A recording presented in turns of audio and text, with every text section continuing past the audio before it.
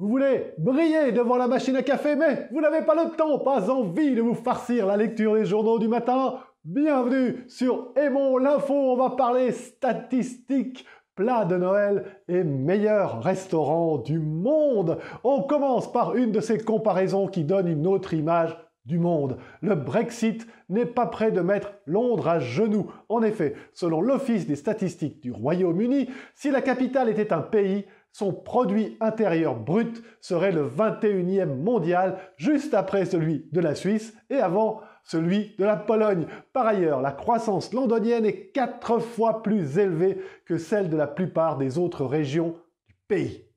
On quitte l'Europe pour l'Afrique. Au Nigeria, Noël n'aura pas la saveur des fêtes d'antan. Le jollof, un mélange de riz, de tomates et d'épices traditionnellement servi durant les célébrations importantes, ne se retrouvera en effet pas sur toutes les tables du pays. Loin s'en faut, une loi destinée à lutter contre les fraudes douanières restreint en effet drastiquement l'importation, entre autres, de riz, renchérissant au-delà du raisonnable la céréale de production locale. Le riz coûte désormais 70% de plus que l'année dernière et près de 40% de la population peine à se nourrir.